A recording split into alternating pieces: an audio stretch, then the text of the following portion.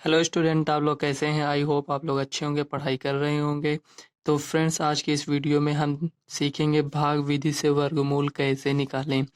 तो आपको तो फैक्टर विधि से तो इसका वर्गमूल लेना तो आता ही होगा।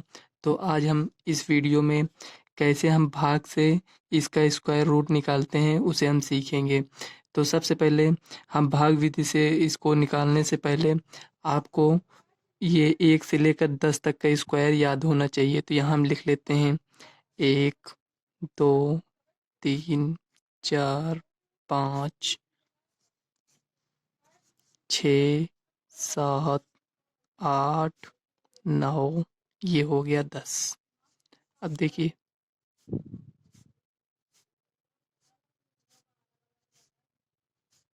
वैसे तो आप लोगों को ये याद होगा, फिर भी हम यहाँ लिख लेते हैं। तो 1 का स्क्वायर 1, 2 का स्क्वायर 4 होता है, 3 का स्क्वायर 9, 4 का स्क्वायर 16, 5 का स्क्वायर 25, 6 का स्क्वायर 36 और 7 का 49। ये हो गया। अब 8 का 64, 9 का 81 और 10 का 100 हो गया। ये आपका हो गया। अब देखिए, इसमें इसे हमने इतना क्यों लिखा, अभी आप लोगों को खुद ही समझ में आ जाएगा। इसको ऐसे ब्रैकेट में से एक बॉक्स में इसको बंद कर देते हैं, ठीक। ये हो गया। अब देखिए, यहाँ छोटी संख्या है, तो पहले हम छोटी संख्या से इसको हम वर्गमूल निकालना सीखेंगे, उसके बाद हम बड़ी संख्या लेंगे। तो चलिए इसको हम सॉल्व कर लेते हैं। यहाँ लिखेंगे हल। तो चलिए इसको हम सॉल्व करते हैं। देखो, ये जो 225 लिखा है, इसको हम ऐसे यहाँ लिखेंगे, जैसे आप लोग एलसीएम लिखते हैं उसी तरह इसको हम लिखेंगे। यहाँ ऐसे यहाँ लिख दीजिए। अब देखिए, इसमें हमें पेयर लेना रहता है हमें, लेकिन लेफ्ट साइड से पेयर देखना रहता है। यहाँ से देखो, वो 4 नंबर है, जैसे 1, 2, 3, 4 डिजिट है, तो हम दो दो का पेयर बना लेंगे, लेकिन इसमें तो 3 ही है। तो इसे क्या करेंगे, तो हम इधर से लेफ्ट साइड से इधर 2 पेयर बना लेंगे। उसके बाद देखो, यहाँ 2 बचा है ना, ये सिंगल है, तो इसको 2 को हम ऐसे रहने देते हैं। ये तो इसमें भाग देने के लिए हम देखिए, 1 का स्क्वायर करेंगे, मतलब ये 2 आना चाहिए। तो 1 का स्क्वायर करेंगे तो 1 आएगा, 2 का स्क्वायर करेंगे तो 4 हो जाएगा, तो 4 इससे ज़्यादा हो गया। तो हम इसलिए 1 का स्क्वायर करेंगे तो 1, एक बार यहाँ लिखते हैं, एक बार यहाँ। 1 का स्क्वायर करेंगे 1, 2 में से 1 गया 1। अब ये जो 1 यहाँ लिखे हैं और जो 1 यहाँ लिखे हैं, इसको दोनों को ऐड कर लेंगे, 1 1 2, तो 2 को हम यहाँ लिख देंगे। अब ये जो पेयर है, मतलब हमें एक संख्या इसमें से नहीं नोट करना है, हमें दोनों को यहाँ नोट कर लेंगे। ये 125 हो गया। अब यहाँ हम कौन सी संख्या लिखें यहाँ, कि मतलब इससे हम मतलब गुणा करें तो ये 125 हो जाए। तो हमें नहीं पता है किससे। तो देखिए, यहाँ थोड़ा समझ लीजिए। देखो, यहाँ कहने का मतलब ये है कि ये जो 2 लिखा है, यहाँ हम अगर 1 लिखेंगे तो इसे हम 1 से ही गुणा करेंगे। अगर यहाँ कुछ नहीं है, तो यहाँ अगर हम 2 से गुणा करेंगे तो इसे हम 2 से इसमें भी गुणा करेंगे, मतलब 2 दूनी 4, 2 दूनी 4, 44 आएगा। तो इसी तरह हम 5 से इसको गुणा करते हैं, मतलब जो संख्या हम यहाँ लिखेंगे उसी से हम गुणा करेंगे। तो देखो, 5 से हम यहाँ 5 लिखे, तो यहाँ हम 5 से गुणा करेंगे तो 5 25, ये हो गया। 5 दूनी 10, 2 12। देखो, 125 हो गया ना। यहाँ ये 5, 5 यहाँ हम लिखे और किससे गुणा किए, 5 से, तो 5 यहाँ हम लिखेंगे। ये 125 हो गया। ये कट जाएगा, तो हमारा आंसर ये होगा कि ये हमारा आंसर ये होगा 15। मतलब कि ये जो 225 है, 225 के अगर वर्गमूल निकालेंगे तो 15 आएगा। तो यहाँ हम लिख देंगे 225 बराबर 15। अगर आपको ये नहीं समझ में आया तो हम और एग्जाम्पल लेंगे, उसमें आपको समझ में आ जाएगा। तो चलिए नेक्स्ट सवाल देख लेते हैं। देखिए, इसमें सेकंड नंबर के सवाल में हमें 1296 का निकालना है, तो हम इसको सॉल्व कर लेंगे। इसको यहाँ हम ऐसे लिखेंगे। देखिए, 1296 हम यहाँ लिखेंगे। अब देखो, यहाँ 4 डिजिट है, देखो 1 2 3 4 है ना, तो इसमें 2 2 का पेयर बनेगा। उसमें नहीं था इसके पहले जो हमने बताया, तो उसमें हम इधर से पेयर बनाए, ये पेयर बन गया, ये पेयर बन गया, तो ये 12 हो गया, ये 96 हो गया। तो यहाँ हमें क्या लिखेंगे, यहाँ देखो अगर 2 से हम गुणा करेंगे तो 2 मतलब यहाँ जो हम लिखेंगे उसी का स्क्वायर करेंगे। जैसे 2 को यहाँ हम लिखते हैं तो 2 का स्क्वायर कितना होगा, 4 होगा। तो 12 से छोटा है लेकिन बहुत ज़्यादा छोटा है तो हम 3 से चेक करेंगे। 3 त्रिक का 9, 4 चौक 16। तो यहाँ 3, ये जो हम ये स्क्वायर लिखे हैं इसीलिए हम इसको देखो, इसीलिए हम इसको पहले ही लिख दिए थे। देखो 4 चौक 16, इसमें हम चेक करते हैं। देखिए यहाँ 3 का स्क्वायर करेंगे तो 9 आएगा। ये स्क्वायर की हैं सब में, ठीक। ये लिख देते हैं, आपको अच्छे से समझ में आ जाए। ये हो गया। देखिए हमें 12 से कम लाना है या 12 के बराबर। 12 से ज़्यादा नहीं होना चाहिए, तो 12 से कम कब आएगा, ये 9 है ना। तो ये 3 का स्क्वायर करेंगे तो 3 को एक बार यहाँ लिखेंगे, एक बार 3 को हम यहाँ लिखेंगे। 3 त्रिक का 9, मतलब स्क्वायर की है, ठीक। 3 त्रिक का 9, तो 12 में से 9 गया, 3 आया। अब जो 3 यहाँ लिखे हैं, 12 में से 9 गया 3, और ये जो पेयर में है इसको यहाँ नोट कर लेंगे, ये हो गया। अब देखो 3 है, 3 को ऐड करेंगे, मतलब यहाँ 3, एक 3 ये है, एक 3 ये, 3 3 6, तो यहाँ हम 6 लिख देंगे। अब देखो 396 कैसे आएगा, हम देखेंगे कि यहाँ जो संख्या हम लिखेंगे उसी से हम गुणा करेंगे। तो देखो अगर हम 2 से गुणा करेंगे तो 2 दूनी 4, तो यहाँ देखो ये जो वंश डिजिट है, मतलब इकाई अंक जो है यहाँ 6 है।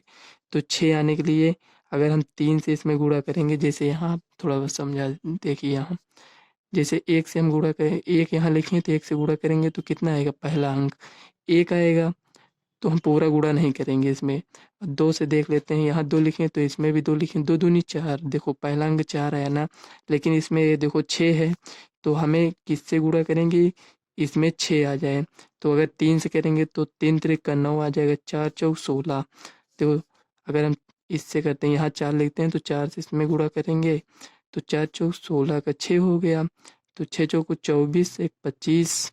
देखो ये 256, देखो यहाँ 16 तो आ रहा था,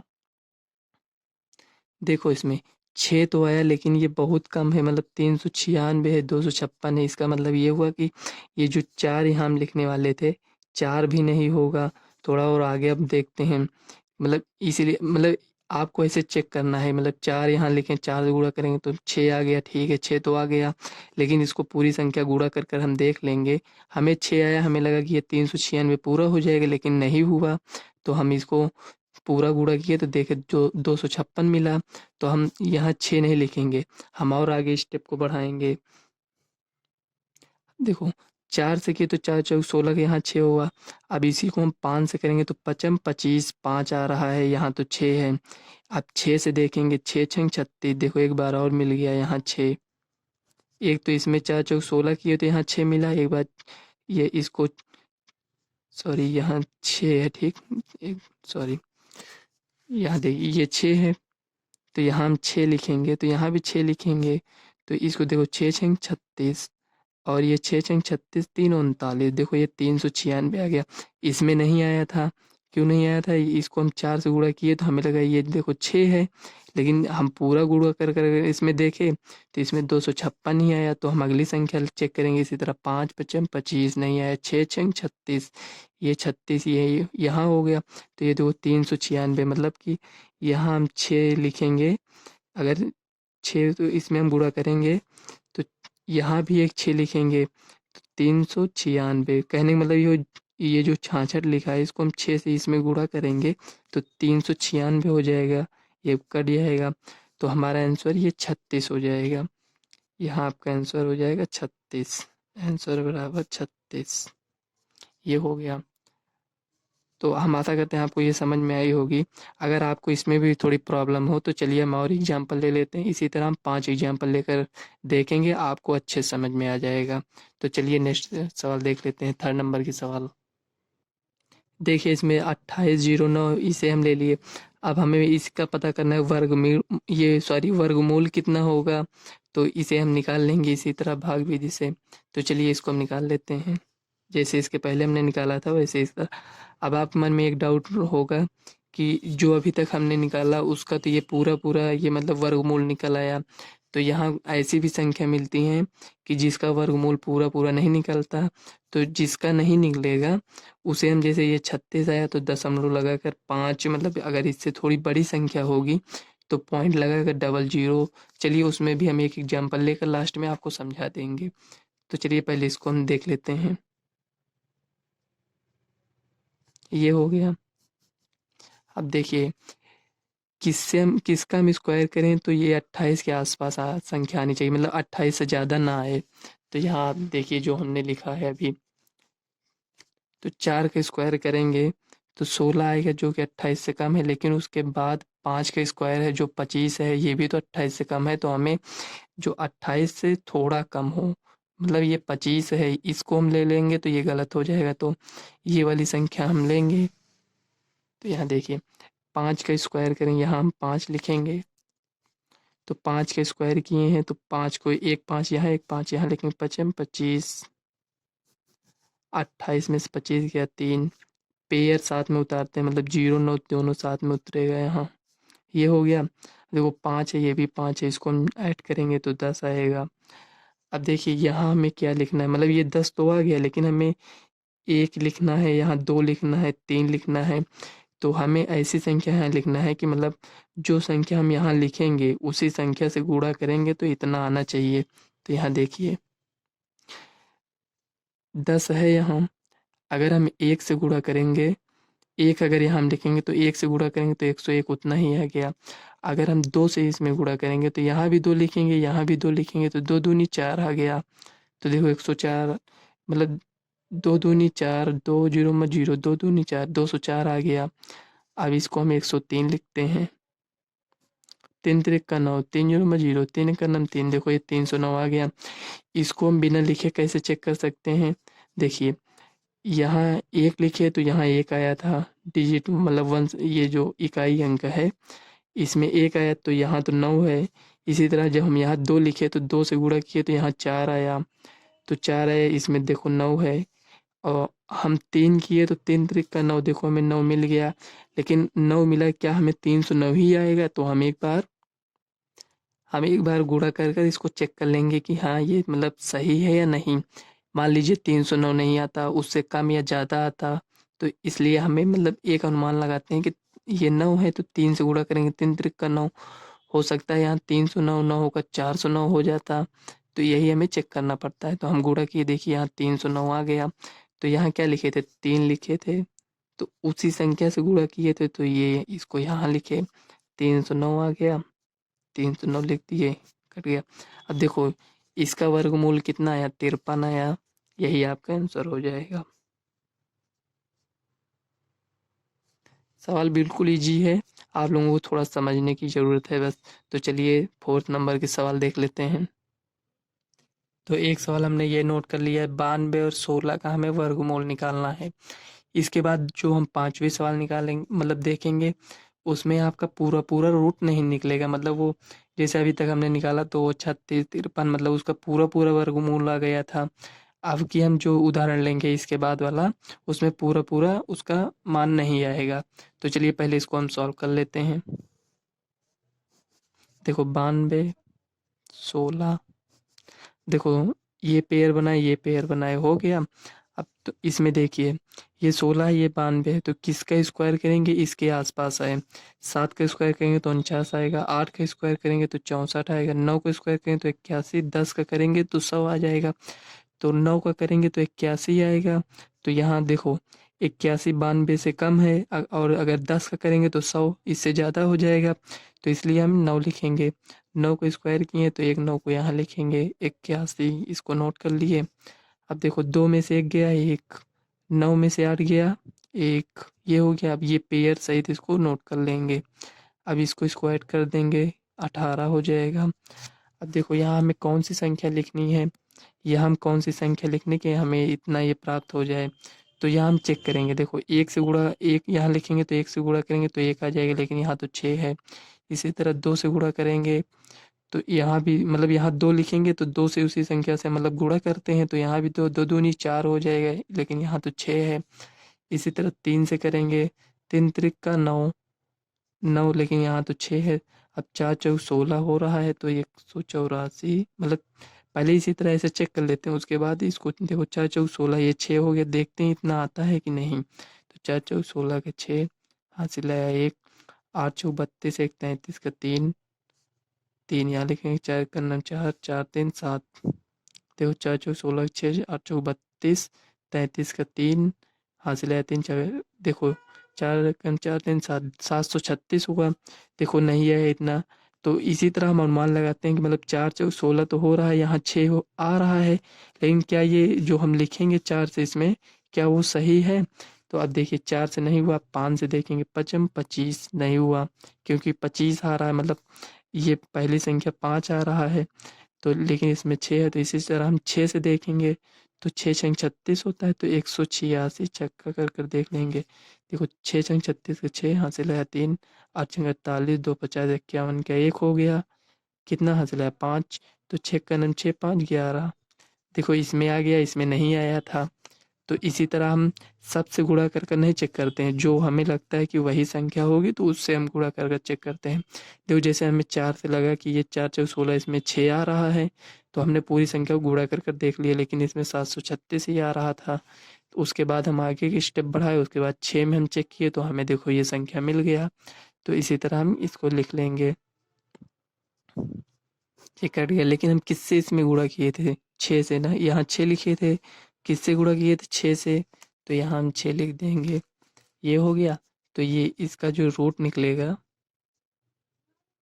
मतलब वर्गमूल जो निकलेगा वो 96 आ जाएगा, मतलब 96 का स्क्वायर करेंगे तो ये इतनी संख्या आएगी। और ये जो रूट लगा रहता है, इसका मतलब होता है इसका वर्गमूल निकालना है, जो संख्या दिया है इसका वर्गमूल निकालना। यहाँ मतलब 2 लिखा नहीं रहता है, और अगर क्यूब करना रहेगा, मतलब घनमूल निकालना रहेगा, तो यहाँ 3 लिखा रहता है, लेकिन अगर आपको इसका वर्गमूल निकालना रहता है तो यहाँ लिखा नहीं रहता है। यही आपका आंसर हो जाएगा। चलिए एक एग्जांपल ऐसे लेकर चेक कर लेते हैं जिसका पूरा पूरा ना निकलता हो। ये मतलब जैसे ये 96 एक पूरी संख्या आ गया, तो हम एक ऐसी संख्या लेंगे जो पॉइंट में आएगा, तो चलिए उसे हम देख लेते हैं। 5वीं सवाल, ये लास्ट सवाल होगी।